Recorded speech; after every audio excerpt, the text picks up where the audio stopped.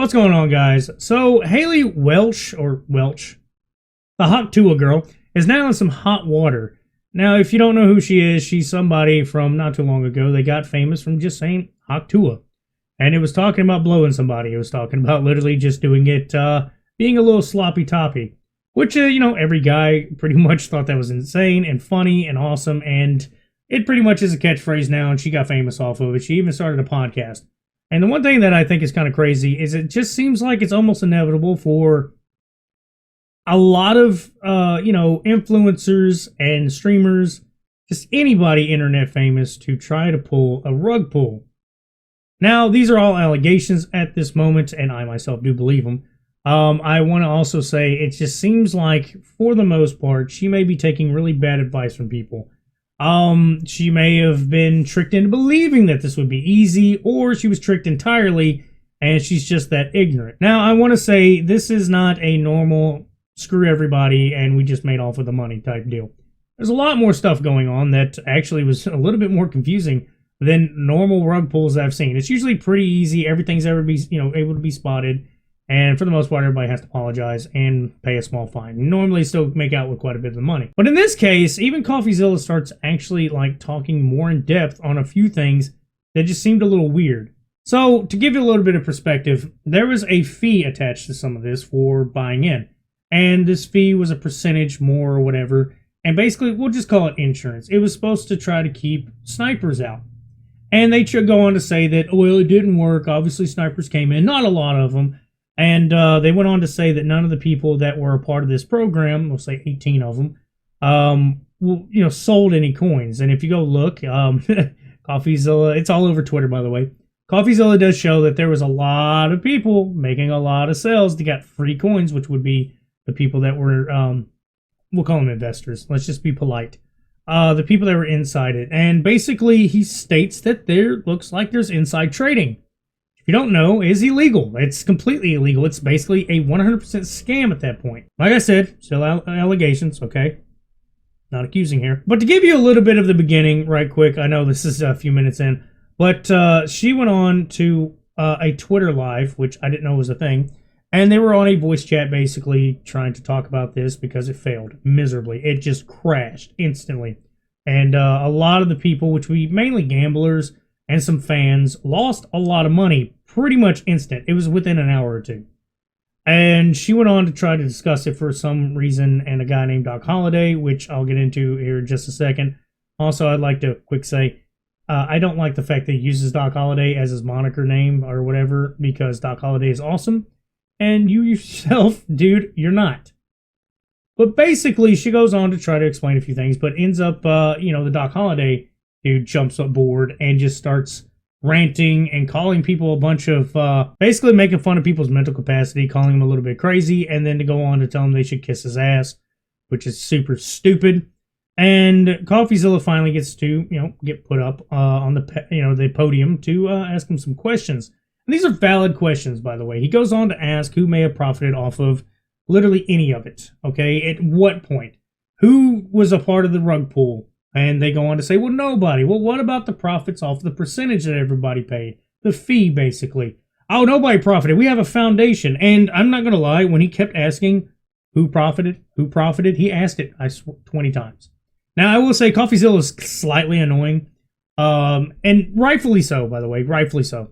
But he was kind of being a little bit more persistent, not as professional as what you usually see from him. And he goes on to explain why. He was annoyed, he was this, he was that. He did say that, he was annoyed. So I will give him credit where credit's due. He handled it about as probably good as he would have done, just being as annoyed as he was. But he kept repeating his question. The guy kept dancing around it, saying, we have a foundation. We have to pay all these people. This is where the money went. He didn't want to state that there was more to it. The absence of the truth is still a lie to me. The omitting fact is still a problem, which he does pretty horrifically, to be honest. Now, a lot of it, he ends up trying to say that there was a lack of snipers by comparison, which there was. He was able to basically speak of that. There's a bunch of pictures and screenshots showing that there would have been people that spiked it full of money.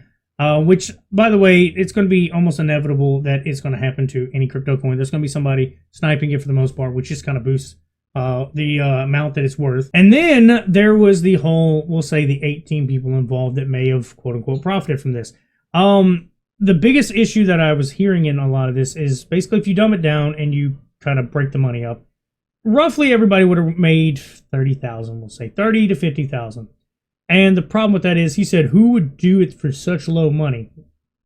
A lot of people, man. That low money is still life-changing. That's a lot of money. I don't know if he's just that dumb or he's just trying to belittle it to try to make it look like it's chump change.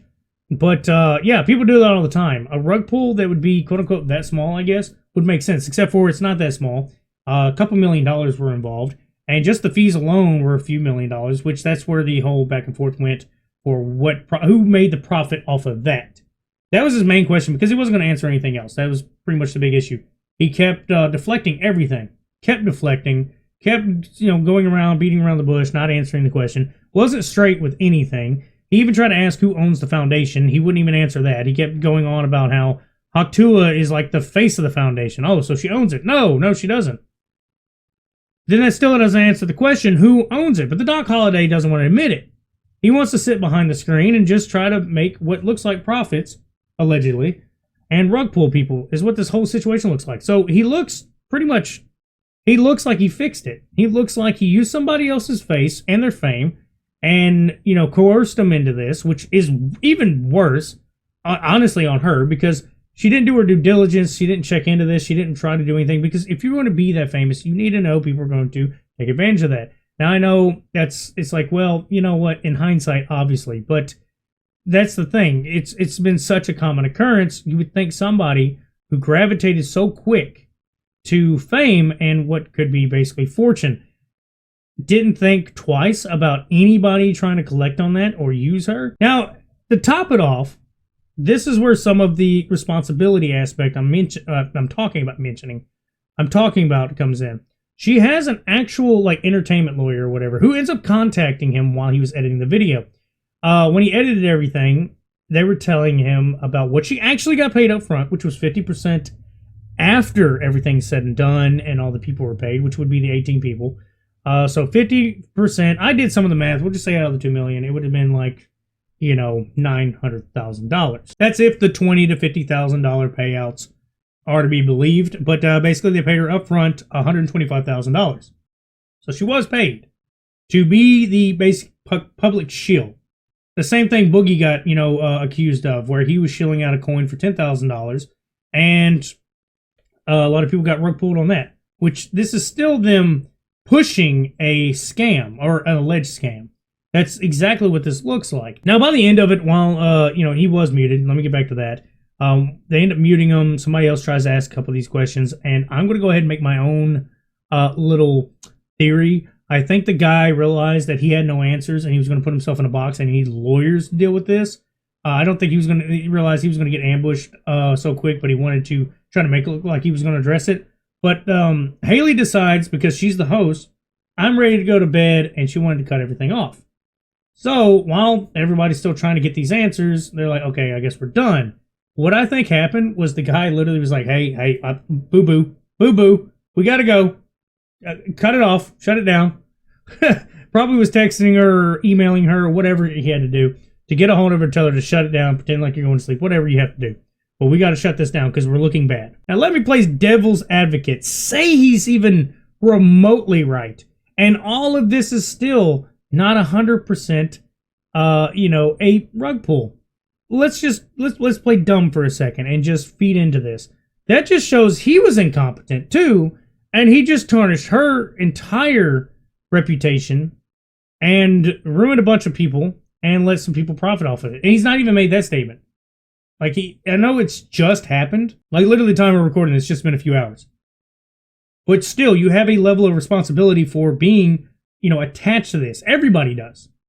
Not just Doc Holliday and Haley. They're not the two people. They're just the ones that are supposed to be heading this. So it makes it worse. It does. It makes them super, they look guilty 100% to me. Now, like I said, there's a whole lot more to unravel, okay? And I'll say it again. Go to Voidzilla's. It's his second channel for CoffeeZilla, if you didn't know. Just go to it, take a watch, go to his Twitter. He's got some stuff on there. that explains some of this. And also, before I cut this short, there's also an entire other movement. It's supposed to be basically Hawk Tuah for jail or whatever it is.